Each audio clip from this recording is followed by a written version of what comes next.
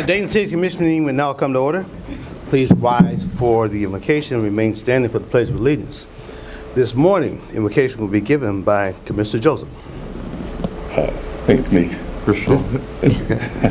Dear God, help us to find comfort and guidance in your word.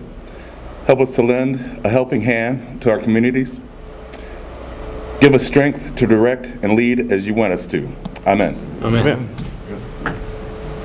Pledge allegiance to the flag of the United States of America and to the republic for which it stands, one nation, under God, indivisible, with liberty and justice for all.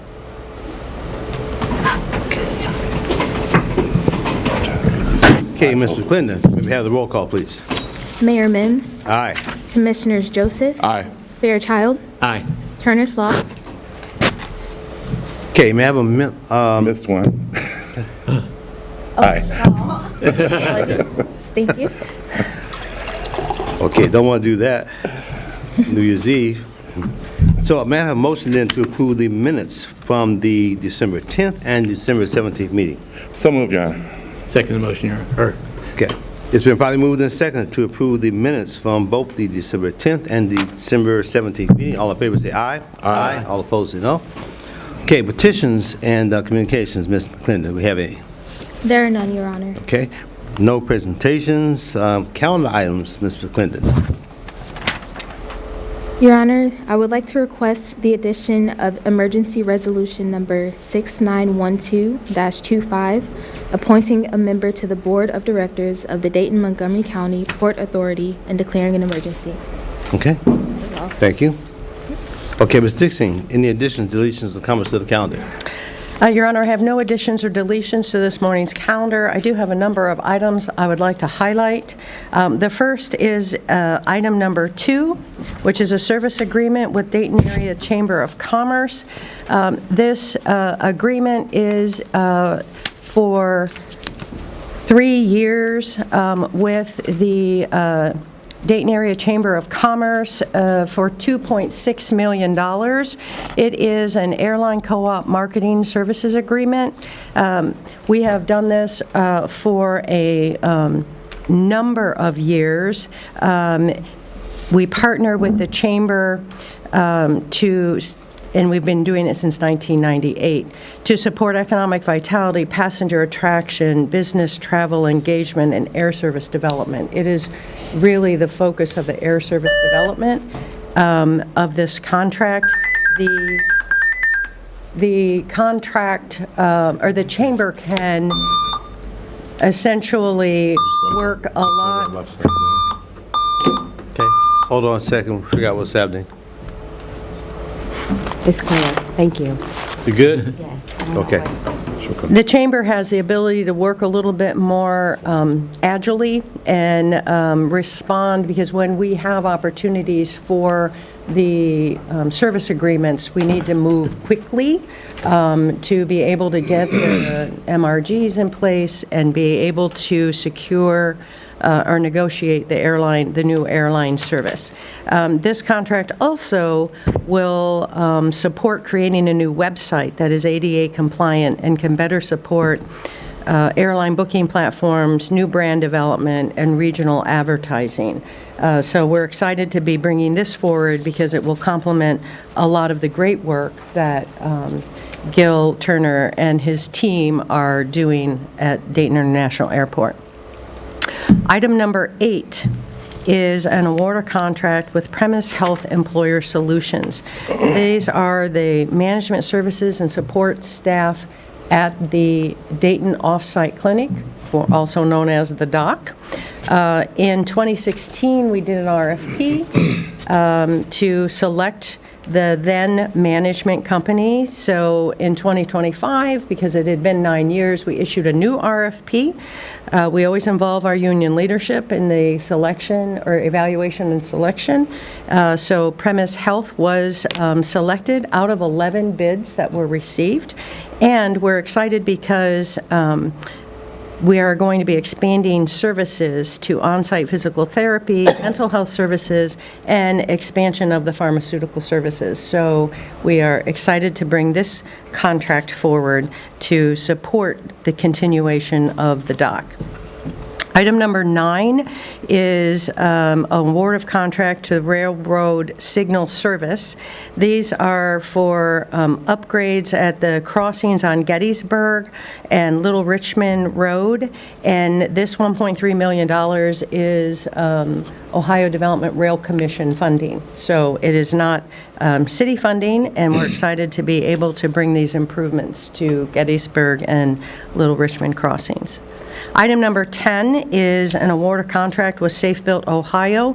This is supplementing our inspection and plans examination services so that we can continue to respond quicker as we receive building plans from the community.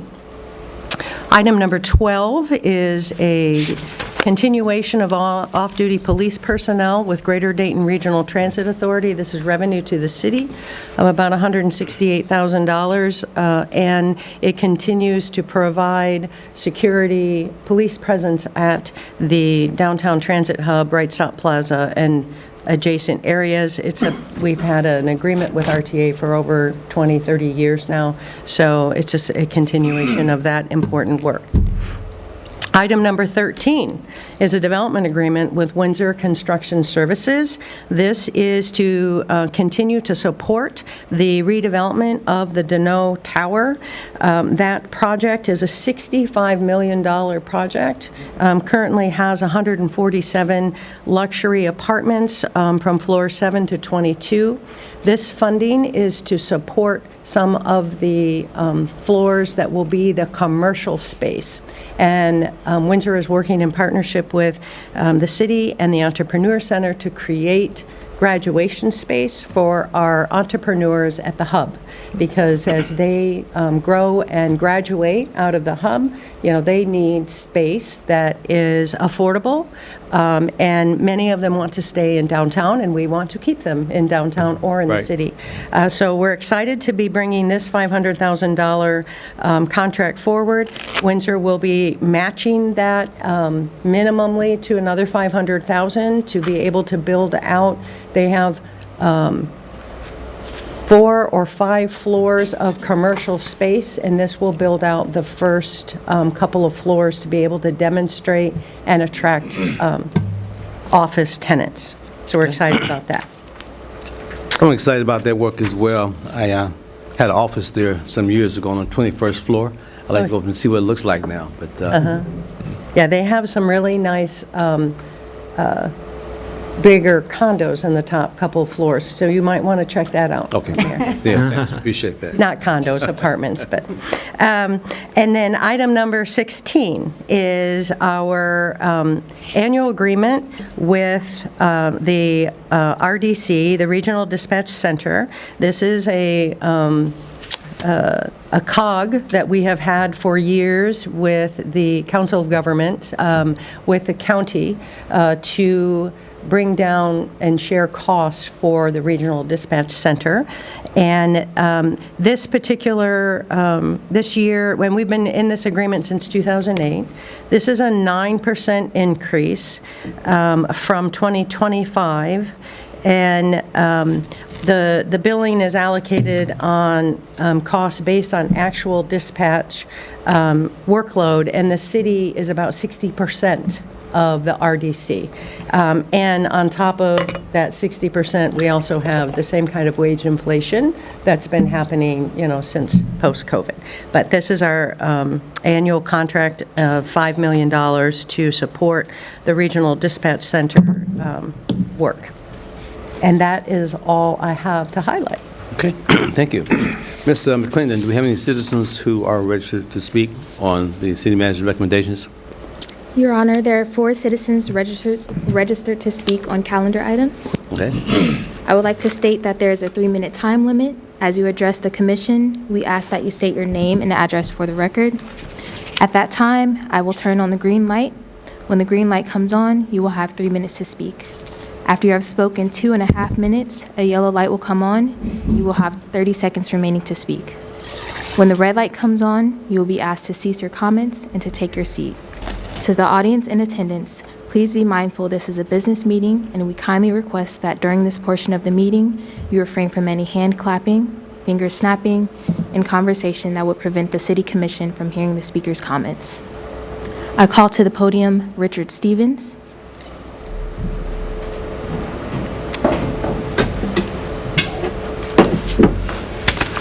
Good morning, Mayor, Commissioner. Morning, sir. We've been here before. I'm Richard Stevens, 925 Colwick, which is where my sister resides. She's a resident there, and I'm her brother, and she's just down on her hip. She just couldn't make it in this morning. And, you know, we've been here numerous times. We've talked amongst our neighbors. We've talked amongst our community. And, you know, the same misfitting request keeps coming on to this Belmont community. And really, simply the bottom line is, you know, will this change that's being proposed, will it disrupt our existing quality of life? That's important to the neighbors. They bought into that neighborhood. They bought a house. You know, my sister lives by herself with a dog. You know, we've got kids next door at the community. And will those neighbors be better off when this car wash, the Flying Ace car wash that's proposed, get developed and put in there? I mean, it's a pretty site. Granted, it's just not compatible with having a driveway right across the street where my sister has to back out of her driveway without a rear view camera, and you've got cars potentially coming out every 30 seconds out of that driveway, either coming out, others coming in. And I would challenge, you know, the E&C zoning that we have is meant to be pedestrian oriented, and that's what our community wants. That's what we've seen there. We believe there's potential growth in that area. The buildings are being recognized as being potential for other uses, and I think that's important in this, and we shouldn't just jump because it's available now and we're afraid we may not have another opportunity. Granted, it's an eyesore currently, and nobody wants to have graffiti and things on there, but it's not a forever eyesore while that community is still stable, and I do believe it's stable. You know, the vehicle service businesses, with the traffic, you know, other cities in the area are putting moratoriums on development for that, and you know, speedway things and stuff. And because it's just growing way too fast for the area, we need to look and put good thought into what is going into these locations. And I know I was challenged last time that I think y'all said, yeah, I've never seen the traffic so bad it backed out onto a major thoroughfare. Well, the place where I went now has a sign up there that says, no stopping for car wash. Police will ticket. So that's posted out there because it totally blocked the Walmart and Dorothy Lane location of people turning off of Dorothy Lane, people within it, and people crossing from the McDonald's just to get over there. It was like a huge traffic jam at the last time I was in there. Again, does that happen all the time? No, but the potential is to happen, and the same potential is to happen right here on Colwick. And none of the neighbors want that. It's already a cut-through street, so I just, you know, request you put thought into it and don't feel so pressured that you have to go with something that's not compatible with the residents. Thank you. Okay, thank you for your comments. I call to the podium Michael Armstrong.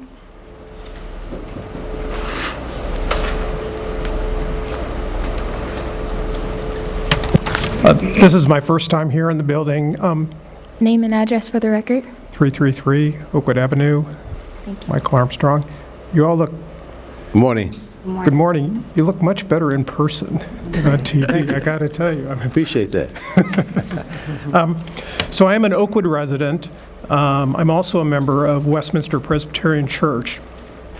I think, you know, Dick has covered a lot of the neighborhood concerns, but I think there are some other things that I would like to point out as to someone who's not a Dayton resident but is very involved with the city. First of all, our church does own a home in Patterson. We use it for visitors. We use it for, we'll have interns. It works out. It's quite wonderful. But part of it also is amenities in the neighborhood, because a lot of people want to walk to them. They may not have a car.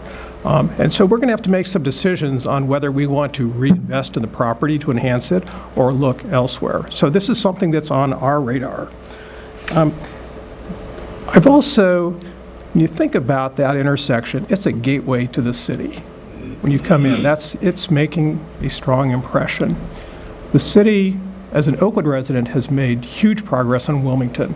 It's really become, it's been enhanced substantially. And I don't think this is really consistent with what the city has done. I think you have a real opportunity with that property, some help from the city perhaps, with a creative development company. You could do quite a bit more than have a car wash there. So, again, I'm sort of an outsider in a sense, but the other thing is, Oakwood is landlocked. We don't have a lot of room for development, and there's an appetite, I think, for our residents to be able to go over there to enjoy some amenities. And so it's another financial opportunity for the city. So I appreciate the time to come down. You've got a lovely city hall, and I'm sure I'll be back. Okay. Thank you for coming.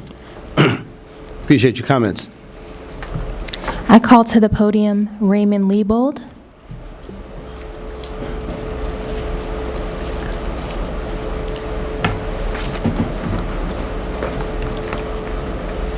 Good morning. Morning. Raymond Liebold, 913 Colwick Drive, 45420. Here we go again. I still live 100 feet from the corner of the building. I'm still opposed to it for every reason: the noise, the traffic. Our street is not wide enough to handle all these cars, and pretty much that's it. It's the same story. We've went through it a couple of times already, and I appreciate everything you guys do for the city, and I thank you very much, and I hope you have a happy new year. Thank you. Okay. Thank you for your comments. I call to the podium Eileen Comerford.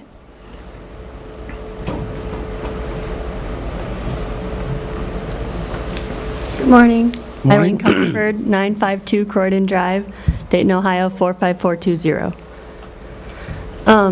I'm also in opposition to the car wash, as previously stated. We've been here a few times before. And yeah, I just keep thinking about how many times me and my neighbors have spoken about how we don't want this to happen, and this keeps coming back to the table. The zoning board recommending against it twice. It feels like we haven't exhausted all of our resources. I'm sure Flying Ace has offered an awesome package to be a good neighbor in that neighborhood. But I have confidence that we can think of a better solution that meets the needs of our community and our neighbors. Last night I had about a dozen folks in the neighborhood at my house to talk about this issue. Folks on Colwick, Croydon, the people, directly impacted by this potential car wash going in nearby us. And honestly, it was inspiring to feel like we were being a part of participatory government, which is what y'all encourage us to do all the time. We formed a coalition of folks that would be willing to brainstorm and recommend alternatives to go into that building. We came together as a neighborhood, which is what we want to do, and having a car wash there would not encourage that. It would encourage folks to stay in their cars, to have hardly any human interaction. Ideally, we can have something that goes in there that encourages community and folks to get out of their cars and talk to each other, or business offices where people want to move into the neighborhood because they work nearby. The neighbors that came over to my house last night, I think pretty well represented the population of the neighborhood. We had young families, we had elderly folks with mobility issues. That's what that neighborhood is, and we would all be affected by the increased traffic, the noise, and an establishment that would be there for a long time that would erase the opportunity to put in anything more productive for the needs of the folks who live there. It feels discouraging to have to come back here over and over again as the people who y'all are serving and feel like we're not being listened to, you know? So I appreciate how seriously you're taking this issue. It feels to me like silly to treat this as a car wash as heavily as y'all have treated like schools, and I heard it compared to the arcade development in the past. And this is just a car wash, and we don't need another car wash. We have so many car washes nearby. The one on Linden just came up. Okay. Thank you so much for your time. Thank you for your Your comments. consideration. That is all, Your Honor. Okay, thank you. Commissioners, comments on city manager's recommendations. Commissioner Turner-Sloss? Yes, thank you, Mayor. Just a couple of comments. Thank you, Ms. Bixstein. Welcome back.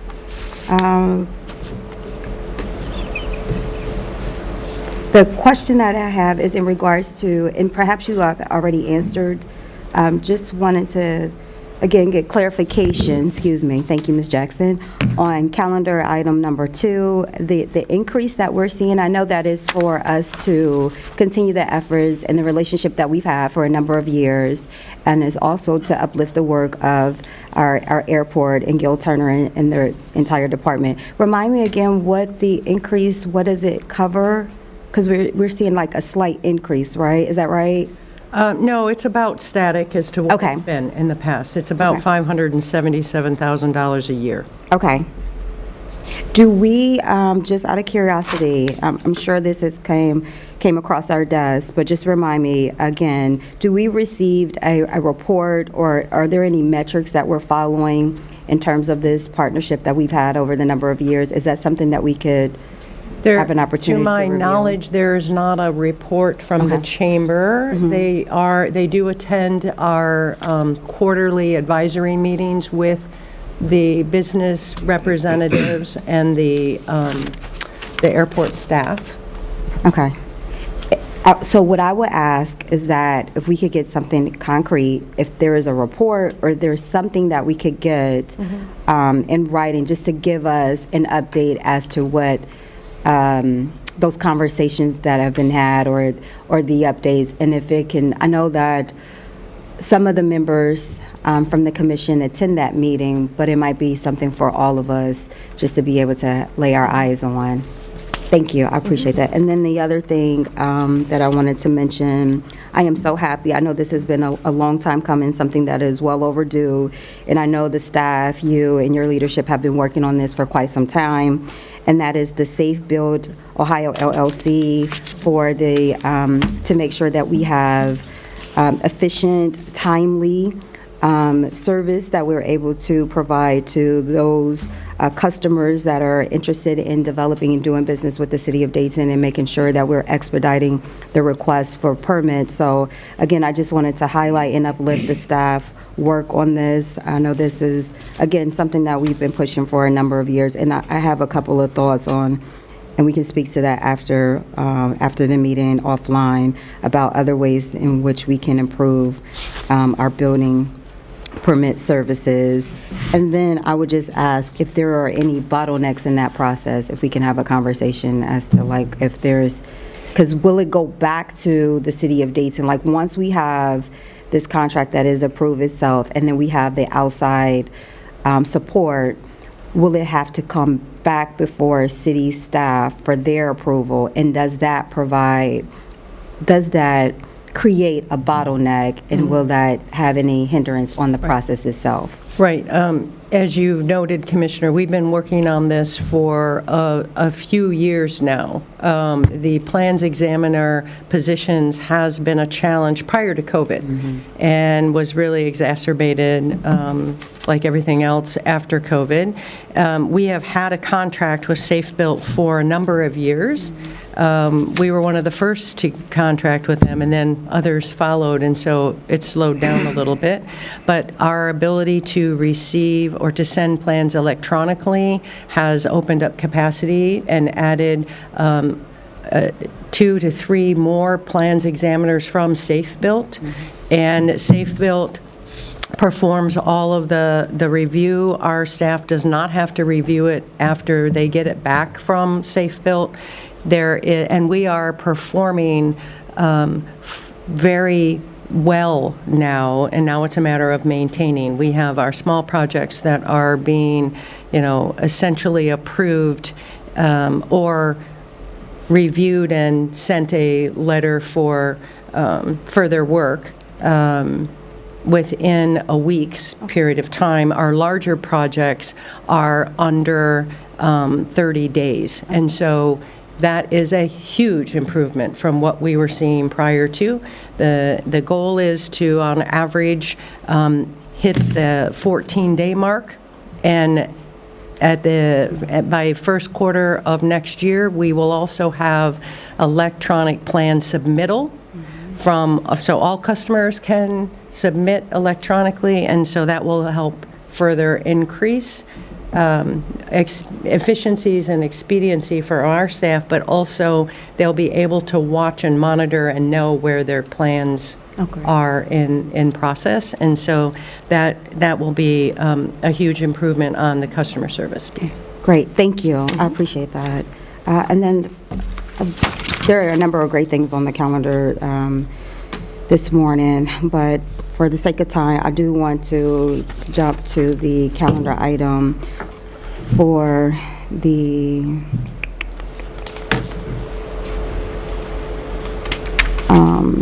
potential car wash, the legislation that we have before us for the potential car wash. I do That's have a number couple 22 questions. item. Yes, thank you. 22. Calendar item number 22. I do have a couple of questions. Just would like to, if at all possible, I don't know if staff is available or if you have the answer, just trying to get an understanding and if the explanation for the traffic flow, and I did review the meeting. I know that I was not here last week due to a training, so I do appreciate the staff. I thought Ms. Hanover, she did an excellent job. It was a great discussion before my colleagues. And again, I know there's a lot of work that went into this, a lot of thoughts. And it was a very, it was moderate in the sense of Ms. Hanover and what she was able to present. But I want to get an understanding of the traffic flow and the patterns itself. So is that? Well, what I can first say, Commissioner, is that as it's been pointed out, there's been a great deal of engagement. Yes. Traffic flow was absolutely looked at with staff and with Plan Board.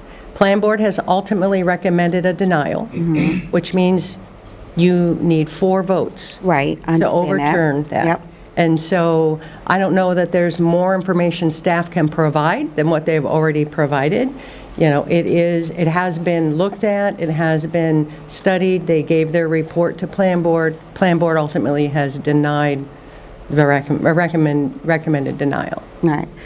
So my question is, I got all of that, I'm tracking that, thank you. My question is, will the staff, or is it possible for the applicant to explain the traffic flow? Because there is it's not clear as to where the traffic will flow from Revere or Colwick, and just trying to get an understanding, because it was not clear in the presentation. And so that's what I'm calling for. Sure. I'll call Jen Hanauer forward. Thank you, Ms. Dickstein. Thank you, Ms. Hanover. Hello, good morning. I'm Jen Hanauer, I'm planning staff for this case. And we have talked a lot about traffic and the traffic flow around the site. One thing I'm not sure if I hit on the last time we talked about it was that they do plan to close one of the curb cuts along, so there would not be access to the site from Wilmington or from Patterson, which is something that we would want to see for the site. So access would be from Revere and from Colwick. The applicant did have a traffic study done per our request. And from what I understand from the traffic study, it was shown that this use would not increase traffic more than another commercial use. So basically how I understood it was that any activation of the space is going to increase traffic, this specific use would not necessarily increase it more than another commercial use. That was my takeaway and understanding from the traffic study that they had conducted. The other takeaway from that one was that the city needs to consider adding a left turn lane for eastbound traffic on Patterson onto Revere, regardless of what use is considered here.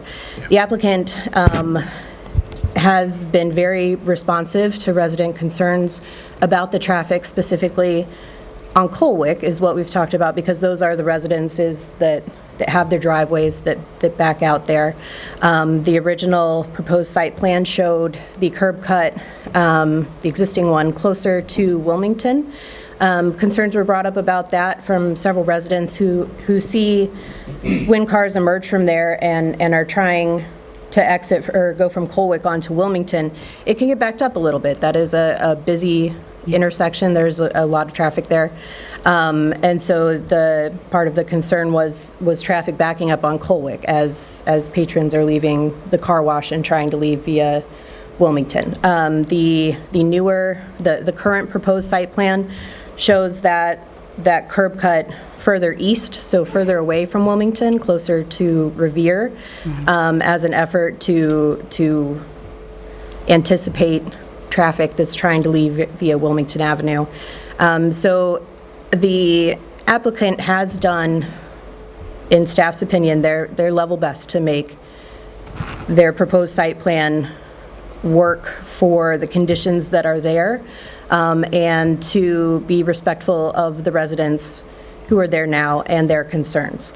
However, it is staff's opinion, and it was ultimately Plan Board's opinion, that this heavy vehicular use would not be appropriate at this location, based on resident input, and what we have envisioned for the future of this site. We did the neighborhood vision plans. We did those for every quadrant of the city. The Southeast Neighborhood Visions Plan, which was adopted by this wonderful commission, does show activation of this corner, but it envisioned uses that were more compatible with pedestrian-oriented development.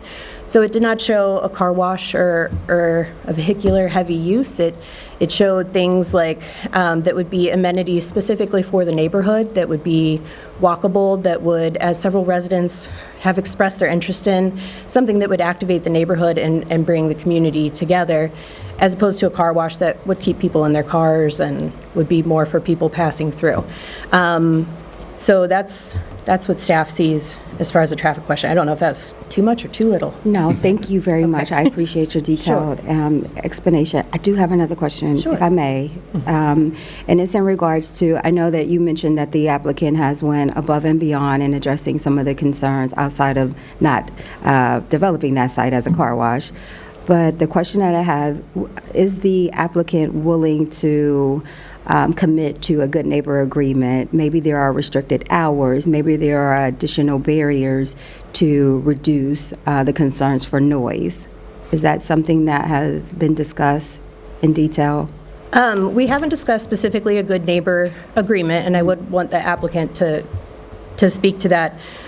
But from what we have understood from the applicant is that they do want to be a good neighbor, and I would imagine that is something that could be brought to the table, but I would want them to speak to that. Okay, all right. Thank you, I really appreciate it. Thank you, Ms. Dixon. Thank you, Mayor.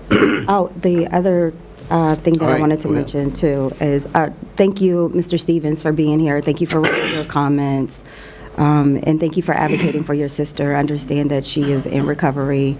And Mr. Armstrong, thank you for your comments as well, for being here. Although you are, as you call it, an outsider, you are in fact a neighbor to the Dayton community, so I appreciate you being here. And as mentioned, you're welcome to City Hall anytime. Mr. Liebald, thank you for your comments and for being here. I know that you mentioned that you've been a resident in the area for 52 years, and I appreciate you coming down this morning to voice your concerns. And Ms.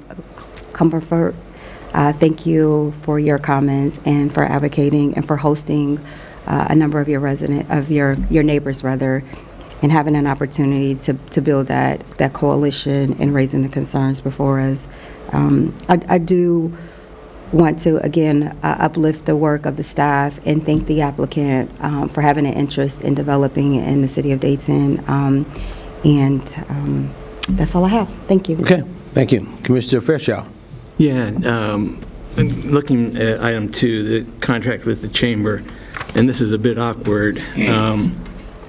It actually is a $1.2 million increase over the contract, including the amendment from December 10th. And so...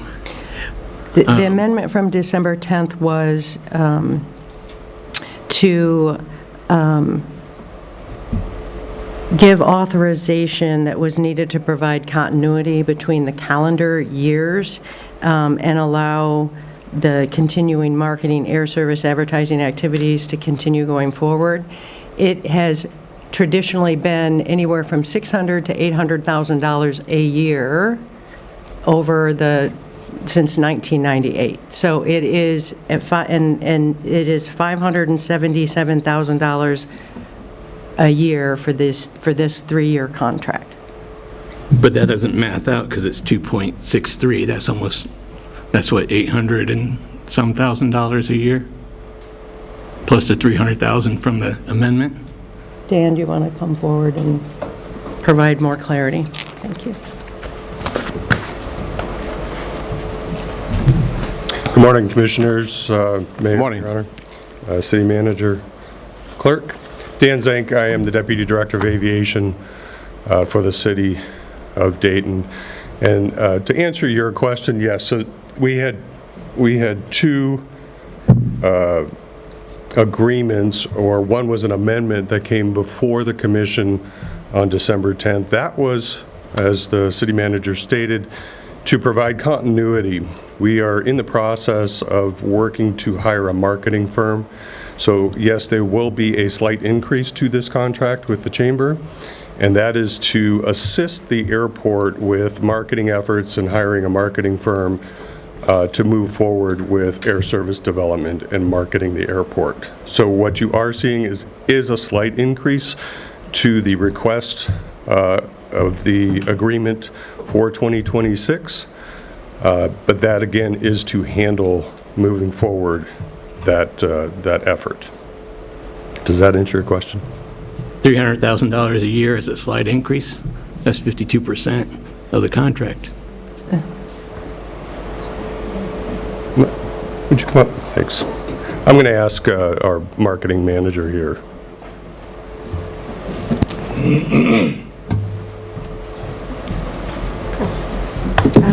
Morning. Good morning, Commissioners. Melissa Patziavis, Marketing Air Services Manager at the airport. The $300,000 amended to the 2025 agreement is just a one-time fee. We will need those dollars to help transition between 2 different advertising firms who will help us manage the website, manage those air service booking platforms. And the reality is this budget has not been increased in close to 20 years. So I think we all know that prices go up. To buy digital media, to buy billboards, those prices go up. And in order for the airport to be competitive with other regional airports, we do need an increase in marketing dollars. The $2.6 million is about $800,000 a year, which is what, again, traditionally, we have paid the Chamber going back to 1998. It's been $600,000 to $800,000 over that historical period of time. We have, during lean times, cut it, to bring it down, and this is bringing it. It has traditionally been anywhere between that $600 and $800, depending on the work plan, a year to help market and attract air service to the airport. This also includes the website development, enhancements, and upgrades, which is not typical every year, obviously. And so this is in line with what we have done historically with the Chamber to support air service and marketing.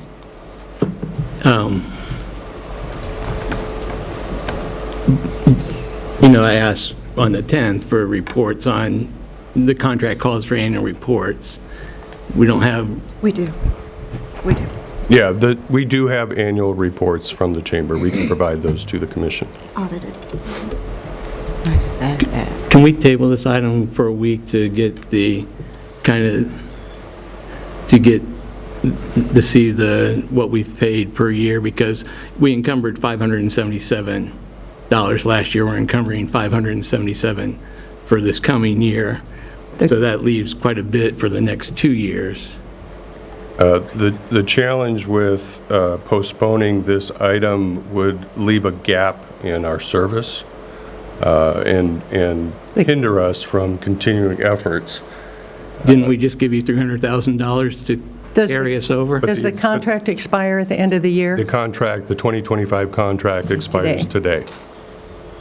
But didn't you just tell me we're changing vendors, and we gave them $300,000 to carry over? So we're not changing vendors. The marketing effort will be through the chamber. Okay. So the chamber is our service agreement. They're providing that service for us at no cost, by the way. And we just gave them $300,000 on the 10th, right? To assist with hiring a marketing company, yes. They're our service provider. They're our vendor to do that for us on behalf of the airport. And they can't go a week without? No, there would be a gap in the agreement, and they would not be able to move forward. And what would be the consequences of that gap?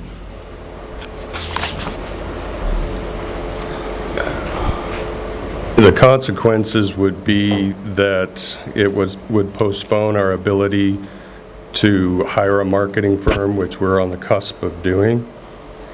The gap would be our conversations with potential airlines coming to the airport, Which we're in negotiation with which we're right in now. negotiations with right now. The gap would be a delay in potential economic vitality for the region and service for the community. This is an agreement that we cannot afford to take a gap.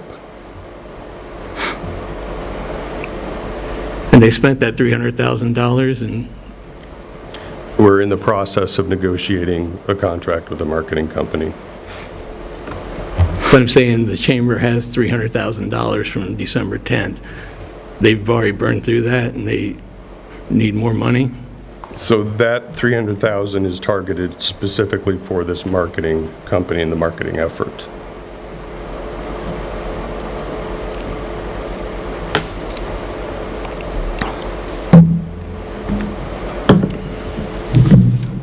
No, because it looks like it was $577 is what the contract has been, and it looks like we're now upping at $1.2 million.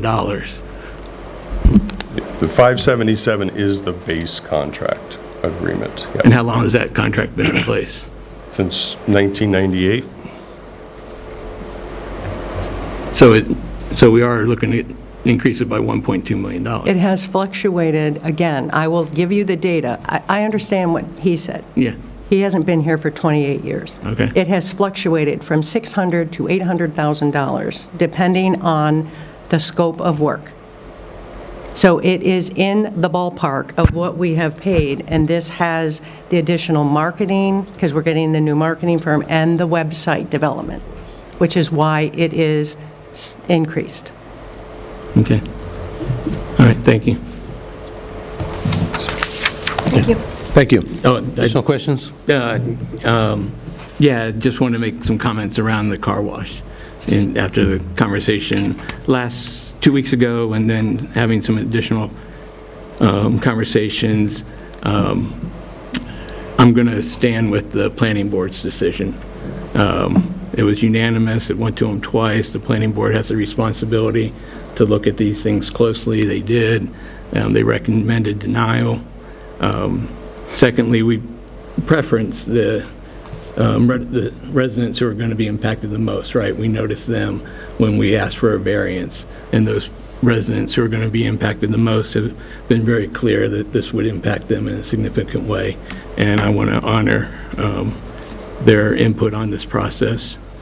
The zoning's appropriate. You know, that was a question that Commissioner Joseph asked 2 weeks ago, is if we were to look at this again, would we change the zoning? And they said, no, this is the right zoning for that location.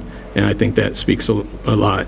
And then finally, I don't know that we've exhausted every measure to find a user for that space. And I know that Commissioner Joseph has made a commitment with residents, and residents have made a commitment to work with the city and potential users. So I think we can find a suitable use for that space. Okay, you good? Yep. Commissioner Shaw.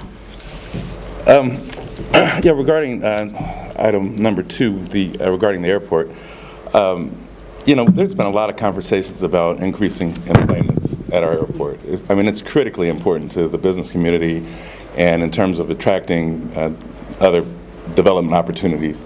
I just think we should really double down on the opportunity to use the chamber and all of their resources to bring to bear to support this effort. I mean, I just think that we are in a very difficult situation, like many other airports in cities of our size, airports of our size, where, you know, the hub and spoke proposition is not going to change. You know, direct flights are what the business community really want, but it's not going to happen. But to mitigate that, we have to increase other kinds of opportunities. And I just think we need to be all in on efforts to support and strengthen the airport. With inflation, you know, these numbers are going to rise. And I mean, I just think that that's something that's kind of baked in the cake. I get your concern. Those numbers are big. But the opportunity is also big. So I just think that we need to really take advantage of this connectivity. I think that the Chamber of Commerce is the appropriate mechanism for that. And I'm just going to have to support that. I mean, I know that these numbers are they seem large, but really in the grand scale of things, when you talk about from 98 to now, you know, inflation is going to be in there in a significant way, and I just don't think that these numbers have risen to the level that we need to deny this. You know, a lot of these questions I wish we would have asked prior to now, because, you know, it is kind of the last minute, and it feels like it's an emergency. Because it is. If a contract expires, then, you know, it pushes so many different things back that are unexpected. So I just hope that we can consider that as we kind of move forward on that, on number 2.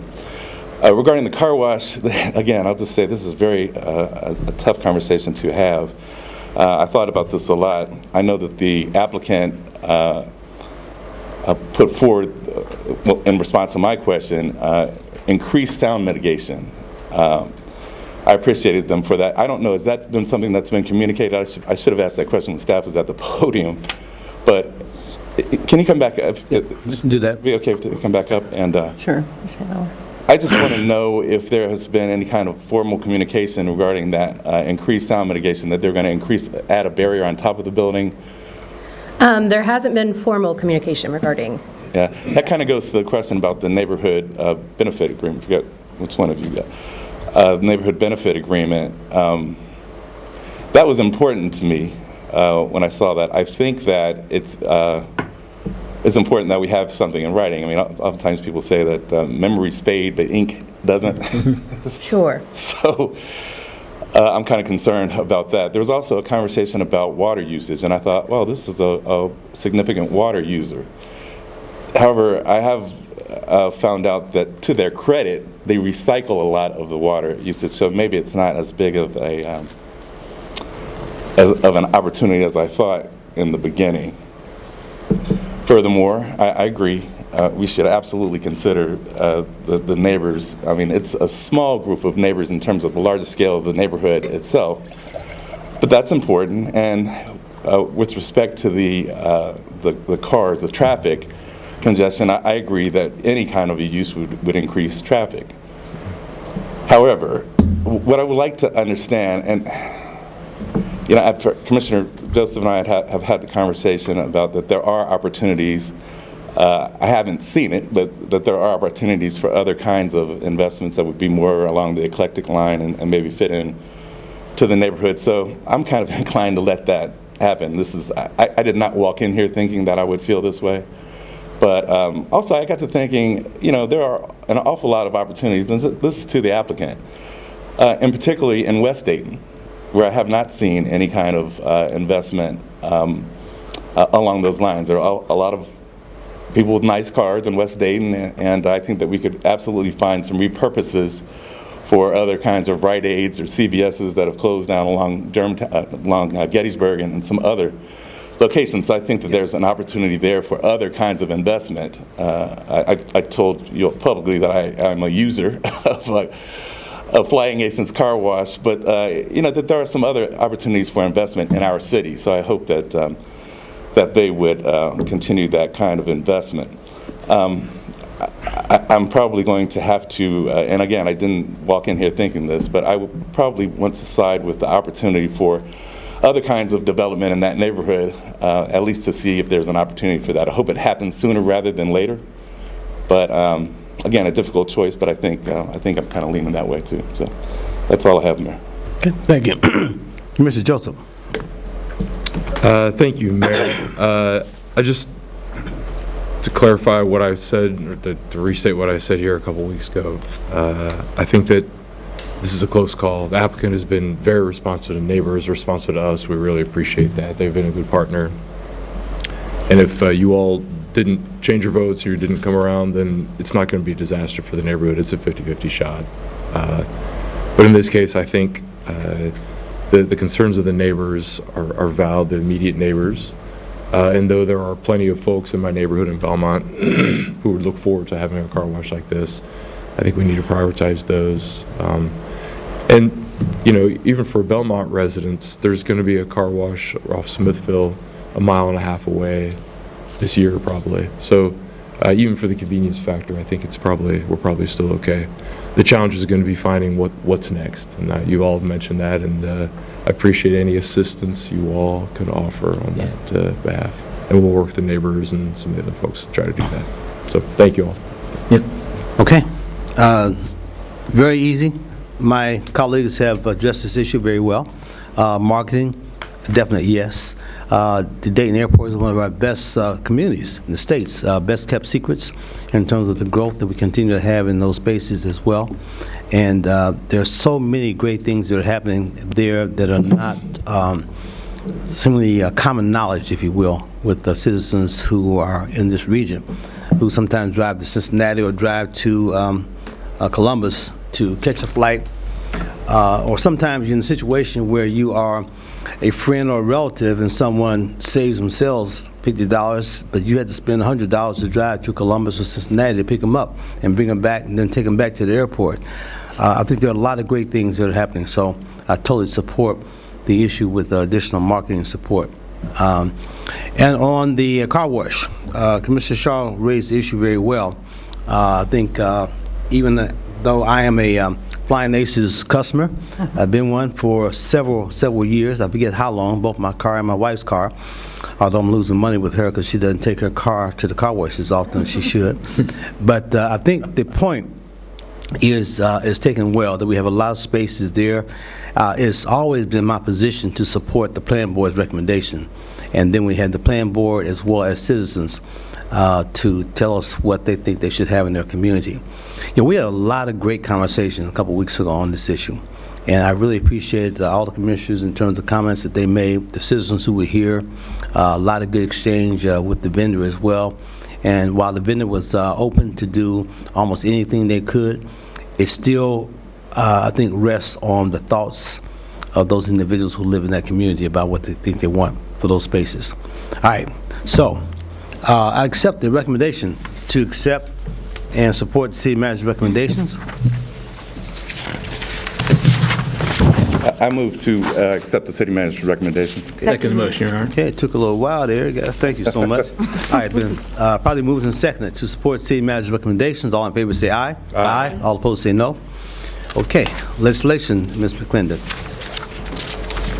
First reading ordinance number 32175-25, appropriating property designated as parcels 16T, 29SHNT, and 30T in connection with the Kiwi Street Safety Improvement Project. First reading, Resolution Number 6910-25, declaring the intention to appropriate real property interest in parcel 31T1 and T2 in connection with the Kiwi Street Safety Improvement Project.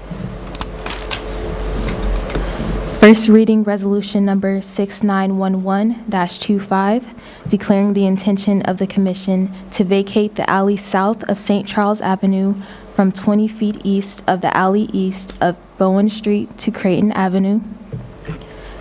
Second reading, Ordinance Number 32173-25, repealing, amending, and enacting various sections of the Revised Code of General Ordinances related to Chapter 151, Subdivision Regulations.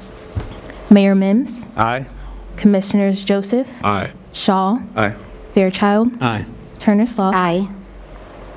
Second reading, Ordinance Number 32174-25, amending the official zoning map to establish Plan Development 192 and final plan for 1.559 acres at the northeast corner of Wilmington Avenue and Patterson Road and repeal Plan Development PD-87. Mayor Mims. Aye. Commissioners Joseph. No. Shaw. No. Fairchild. No. Turner Sloss. No. Second reading, Resolution Number 6909-25, establishing the fiscal year 2026 rates, fees, and charges for the James M. Cox Dayton International Airport and the Dayton Wright Brothers Airport. Mayor Mims. Aye. Commissioners Joseph. Aye. Shaw. Aye. Fairchild. Aye. Turner Sloss. Aye. And for the resolution that was added, first reading emergency resolution number 6912-25, appointing a member to the Board of Directors of the Dayton-Montgomery County Port Authority and declaring an emergency. Your Honor, resolution number 6912-25 being declared an emergency, I move for its immediate passage. Second the motion, Your Honor. Okay, it's been probably moved and seconded to declare resolution number 69-12-25 as an emergency. All in favor say aye. Aye. All opposed say no. Abstain. Okay. Second reading, emergency resolution number 6912-25, appointing a member to the Board of Directors of the Dayton-Montgomery County Port Authority and declaring an emergency. Mayor Mims. Aye. Commissioners Joseph. Aye. Shaw. Abstain. Fairchild. Aye. Turner Sloss. That is all, Your Honor. Okay. Ma'am, let me go back for a minute. Item number 22, I said aye. I meant no. And for correction. Had this part of the record. Okay. Okay. We good? Yeah, redo the, yep. Okay. Do roll call all over again. Mayor Mims. No. Commissioners Joseph. No. Shaw. No. Fairchild. No. Turner Sloss. No. Thank you. Okay. We good? Legislation? That is all, Your Honor. Okay, board appointments. Commissioner Shaw. I move to appoint Kelly Winston and Lachelle Jefferson to the Greater Dayton Regional Transit Authority for a term ending December 31, 2028. Second the motion. Okay, it's been probably moved and seconded to have Kelly Winston and Lachelle Jefferson to appoint them to the Greater Dayton Regional Transit Authority Board for a term ending December 31st, 2028. All in favor say aye. Aye. All opposed say no. Okay.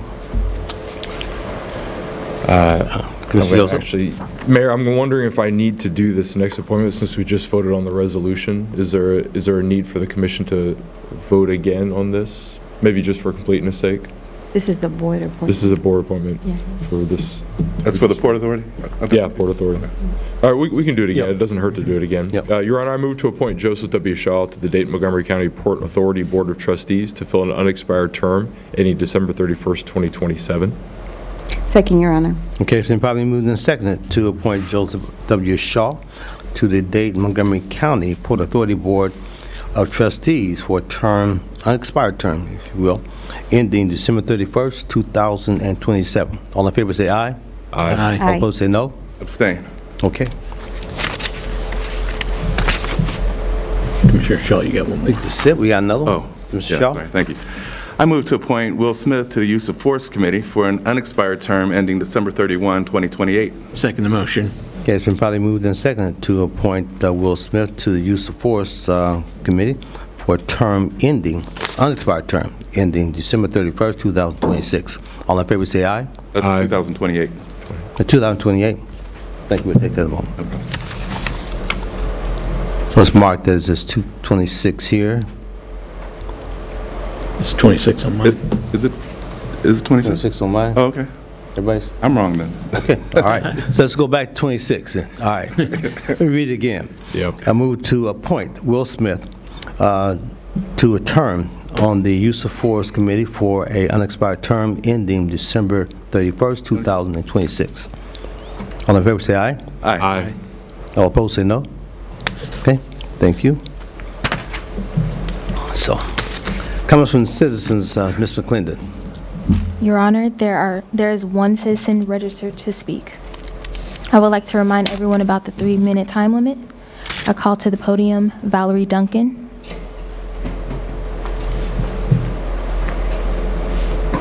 Morning, Good morning. Commissioners. My name is Valerie Duncan. I live at 523 South Hayden Avenue, Dayton, Ohio 45431.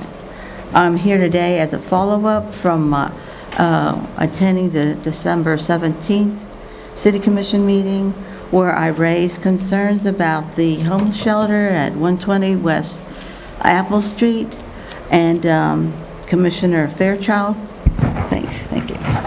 Commissioner Fairchild did refer the matter over to the city managers, and at the time it was, you weren't here.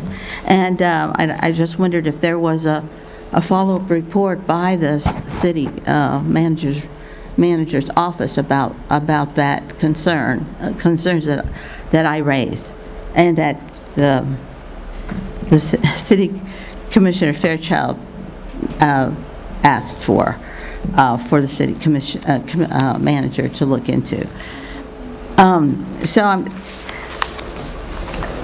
my concern is that, you know, the weather is wintertime, right? And the St. Vincent de Paul homeless shelter is for women and women with children.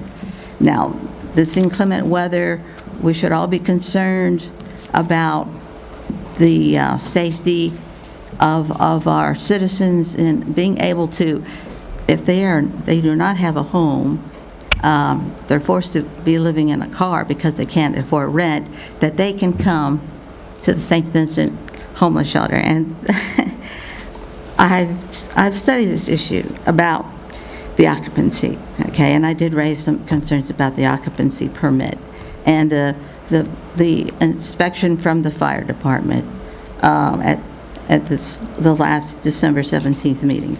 But looking into it further, the present limit that I understand is 84 people, 84 women with children, 84 women, and there are families that have children. That's the limit. Now, I don't understand why that is, and that's what I want to ask. That's what I want to get down to from the city manager's office, from Mrs. Dickinson, and maybe before I leave the chamber today, I can find that answer, because there's a total 324 people, women, that can stay there, okay, at any one time. And then there's a crisis figure of 28, and then there's an alternative of 65, which brings it all the way up to 324. The normal figure is 231. So why is it that we're turning people away, especially in this inclement weather? I mean, it's really bad, and I'd like to have that answer before I leave today. Thanks. Thank you for your comments. Thank you. We'll have staff address your concerns. That is all, Your Honor. Okay. Closing comments. Ms. Dixon, in closing comments. Yes, Your Honor. With regards to Ms. Duncan's request for information, I did just receive a memo that will be coming into packet, and we will certainly make sure to communicate with Ms. Duncan as well.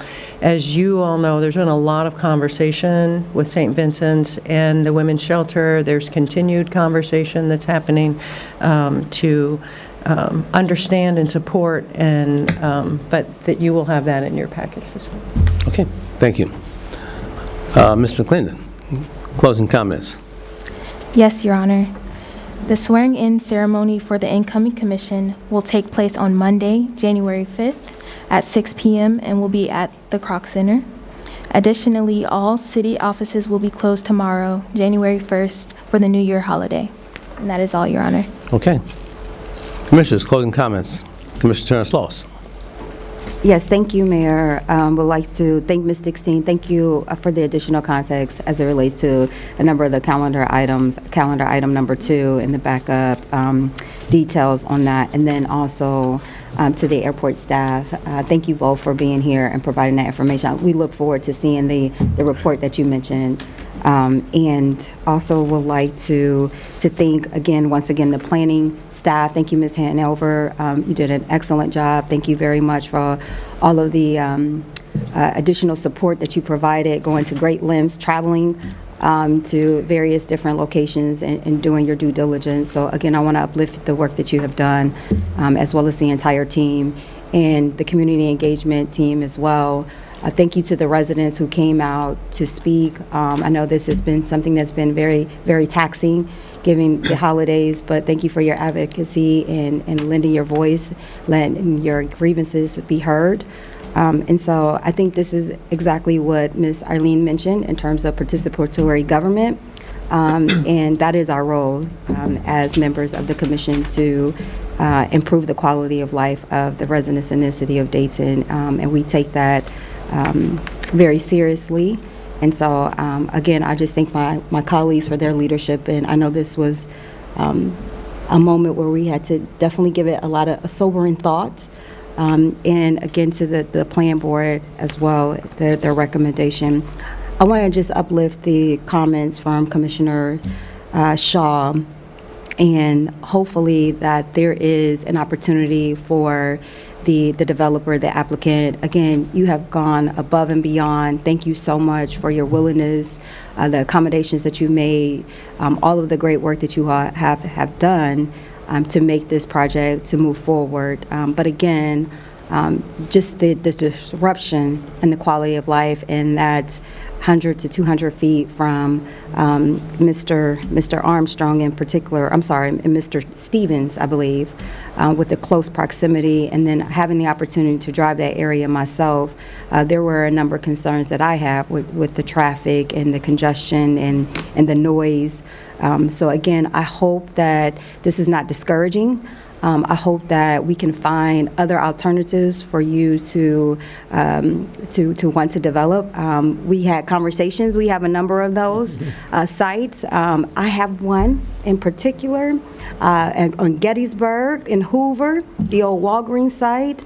I'm sure our partners in Harrison Township, although we want you to stay in Dayton, there's some sites there as well. There's another site that is in desperate need of renovation and development, and that is the Northwest Plaza.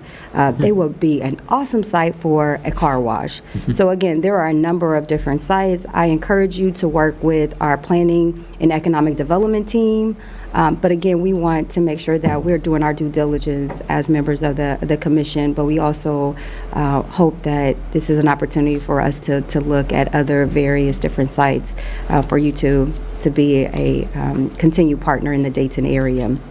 And so just a couple comments. Thank you, Ms. Reed. Last comment. As the year ends and tax filing season is upon us, Dayton residents can get their tax return preparation and filing for free. The Volunteer Income Tax Assistance Coalition offers free preparation and filing for taxpayers who earn up to $69,000 annually. Income-eligible residents can also take advantage of their Earned Income Tax Credit, the Child Tax Credit, when filing and as a way to boost their refunds. And the free tax sites will open from January 24th through April the 15th. And from my understanding, the site locations are in fact listed on the city website. And I would also like to just commend and thank Mayor Mintz for his time and leadership and service. And Happy New Year to everyone, and Happy New Year to the staff. Thank you for a number of great work that you were all able to accomplish this year. I hope that you all had some time to rest, and you have another day or two to rest as we get ready to start a new year in 2026. So all the best to everyone, and Happy New Year. Thank you. Okay, thank you. Commissioner Fairchild. Yeah, thank you. Thank you for your comments, Commissioner. Just to piggyback on your one comment around the location over there at Wilmington and Patterson, one of the questions that residents asked is, does the city have mechanisms to get potential users into the right spaces and to be actively looking to get users into spaces like that one? And I'm sure we do have that function to some capacity, but I think given this conversation, there's the opportunity to increase that. And then on this morning's calendar, we spent $500,000 to help activate the Deneau Tower. And part of that, if I understood that right, was looking at people coming out of the hub and new locations. As we invested in the arcade, one of the things we talked about was being able to that be the hub and there being spokes. It seems like we could be encouraging some locations for people who are outgrowing that hub into a spot like Wilmington and Patterson or across the community. And so I think with a little thought and some relationship building and some visioning together, we might be able to start filling up some of these sites if there's such a market that we anticipate given that investment in the Deneau Tower. So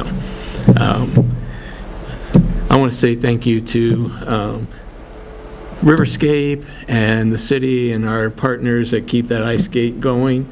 My sisters and family were in town over Christmas weekend, and we were able to go down, and we did it all. We skated at Riverscape, we got hot chocolate at Winans, and then we walked over and lined up to go to deck the diamond. And who's there to greet you but President Robert Murphy? On Saturday night, he was there greeting every guest who came in. So I wanted to thank him for his hospitality, for creating this new opportunity for residents and others to come in. You know, great attraction to, I hope that filled up some of the restaurants and the hotels to come in and do that. And it's open through Saturday. And so if you haven't got a chance to do Deck the Diamonds, you still have that opportunity. It was a fun evening, especially for younger kids. A lot of activities for them. Also, I remind you that the ice skating is available. And so as we come to New Year's Eve and through the weekend, people can go down and skate at Riverscape. And one of my childhood favorites, the Harlem Globetrotters, are in town today at 2 p.m. So if you have the day off and want to go at the Nutter Center, you can get out and see the Harlem Globetrotters. So as we come to the year end, I hope that you'll take a moment and pause and reflect and be grateful for all the good things that happened, even if it was a difficult year for you. There are some things that you can be grateful for. And as we go into the next year, I really encourage you to dream big with us and start to reimagine what Dayton can be and what your life can be in the new year. So, Happy New Year. Okay, Commissioner Shaw. Thank you. Thank you, Commissioner. For that. Yeah, I agree with you totally about linking folks with opportunities in the community. In fact, I talked to the city manager and some others about starting a process for doing a strategic planning initiative on the Gettysburg corridor, north and south, because there are so many great opportunities, I think, that we could activate along that corridor that Flying Aces and so many other great companies could take advantage of. So thank you for bringing that up, and I think that's something we should all definitely do. I do want to say that the Dayton and Miami Valley AFL-CIO is looking for applications for a 6-week pre-apprenticeship program. No prior experience is needed. This is a great opportunity to start a career in the trades. Applications are available in the City Commission office or online at DaytonAFL-CIO.org. dayton.org. I'd like to encourage everyone to come out for January's First Friday from 5 to 10 p.m. this Friday, and you can enjoy local art exhibits, grab some great food, and shop downtown with lots of special deals. For more information, including transportation options, visit downtowndayton.org and click on First Friday under the Things to Do tab. And likewise, I just want to wish everyone a Happy New Year, and that's great that we should reflect on the great things that happened in the previous year, but what's going to happen next year. I'm really excited about the future. So thank you, everyone, and enjoy your new year. Okay, thank you. Commissioner Joseph. Thank you, Mayor. I'd just like to thank the Southeast Neighborhood Associations. They've gotten together again. There's going to be a post-holiday recycling event at Omer Park Church, January 3rd from 9 to 11 a.m. You can bring cardboard, batteries, styrofoam, electronics, used oil, and even a tire per family for disposal. It's kind of a rare occasion, so take advantage of that if you, actually I guess it's open to anybody in the city, but particularly if you're in the Southeast neighborhoods. That's at Omer Park Church on January 3rd from 9 to 11. I want to join my colleagues in wishing everyone a Happy New Year. I hope you've had a chance to get a little break. If not, there's another little chance here tomorrow. Come back refreshed. There are a lot of exciting things that are going to happen here next year. I'm looking forward to getting started. So thank you all and Happy New Year. Okay, we're going to kick off this new year on a wedding. A couple friends of mine, Nelson Stone Jr. and Buffy, will be married, and they're going to take advantage of the arcade facility to have their wedding there. So you can't crash that if you don't have your occupations and all that stuff. So if you do, I didn't tell you about it, but it should be a lot of fun for us to take advantage of that situation.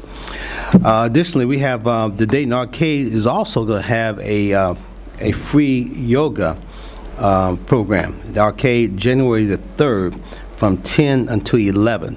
For those individuals looking for additional alternative ways of either getting in shape or staying in shape, yoga is one of the things that is really, really good. I see those individuals talking about that and see the results of those efforts as well. So again, just activities that you can take part in, along with some other kind of things that commissioners have shared as well. With this being my last official meeting, other than the swearing in on the 5th of January, just want to say how happy I have been blessed, if you will, to serve as mayor for the last 4 years of a city that have grown and that basically has trained me, you know, in terms of all the kinds of things I've been engaged in as far as my life is concerned. I'm honored, and I really thank and bless all the citizens of Dayton who felt the need to put me in that space, and the results of what we've done in partnership with the city manager, their staff, their team, as well as a various number of commissioners during the time that I've been here. The results of our growth is more than obvious. Your hard work has paid off in having Dayton be the leader in terms of job growth, investments of almost $3 billion over the last 5, 6, 7 years. Those kind of things don't happen by accident. They happen with a lot of great collaboration because of the work that you've done, again, working in partnership with staff. I would just ask that you continue to keep the momentum going. There's no reason to stop. All you need to do is just keep your wheel or your shoulder to the wheel. Not the wheel to the shoulder, but your shoulder to the wheel, and keep moving in the same direction. Push it up, add a little more speed to it if you like, but keep it moving in the same direction, and you'll continue to improve and increase the quality of life that we have for every citizen that we have in this city of Dayton, Ohio. Thank you. So, love and peace for all, hatred for none. With no further business to come before this commission, this meeting is adjourned.